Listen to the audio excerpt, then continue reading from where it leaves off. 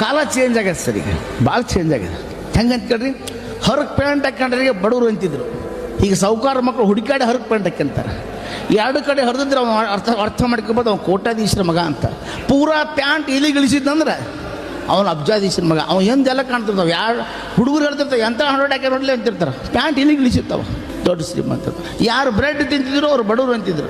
ಈಗ ದೊಡ್ಡ ದೊಡ್ಡ ಶ್ರೀಮಂತ ಹುಡುಕಾಡಿ ಹೋಗಿ ಬ್ರೆಡ್ ತಿಂತಾರೆ, ಪಿಜ್ಜಾ ಬರ್ಗರ್ ಅಂತಾರೆ. ಯಾರಿಗೆ ಸೈಕಲ್ ಹೊಡಿತಿದ್ರು ಅವ್ರಿಗೆ ಬಡವರು ಅಂತಿದ್ರು. ಈಗ ಕಾರ್ನಾಗ ಹೋಗಿ ಜಿಮ್ನಾಗ ಸೈಕಲ್ ಹೊಡಿತಾರೆ, ಹೌದಲ್ಲ ರೀ? ಹಂಗೆ ಎಲ್ಲರ ಹತ್ರ ಅವಾಗ ಒಬ್ಬರ ಹತ್ರ ವಾಚ್ ಇರ್ತಿತ್ತು, ನೋಡೋಕೆ ಎಲ್ಲರಿಗೂ ಟೈಮ್ ಇರ್ತಿತ್ತು. ಈಗ ಎಲ್ಲರ ಹತ್ರ ವಾಚ್ ಇದೆ, ಯಾರಿಗೂ ನೋಡೋಕೆ ಟೈಮ್ ಇಲ್ಲ. ಹಿಂಗೆ ಚೇಂಜ್ ಆಗಿಬಿಟ್ರೆ ಕಾಲ. ತಿನ್ನೋ ಪದಾರ್ಥನ ಗಟರ ದಂಡಿಗಿಟ್ಟು ಮಾಡ್ತೀವಿ, ಕಾಲಾಗ ಹಾಕಿ ಚಪ್ಪಲಿನ ಎ ಸಿ ರೂಮ್ನಾಗ ಮಾಡ್ತೀವಿ. ತಾಯಿನೂ ಇದು ಅನಾಥಾಶ್ರಮಕ್ಕೆ ಬಿಡ್ತೀವಿ, ನಾಯಿ ತಂದು ಮನೆಗೆ ಸಾಕ್ತೀವಿ. 4 ಮನೆ ಮುಸುರಿ ತಿಕ್ಕಿ 4 ಮಕ್ಕಳನ್ನ ಸಾಕಿದ ತಾಯಿನ 4 ಮಕ್ಕಳು ಕೂಡಿ ಅಣ್ಣ ತಮ್ಮರ ಮೆರವಣಿಗೆಯಿಂದ ತಾಯಿನ ಹೋಗಿ ಅನಾಥಾಶ್ರಮಕ್ಕೆ ಬಿಟ್ಟು ಬರ್ತಾರೆ.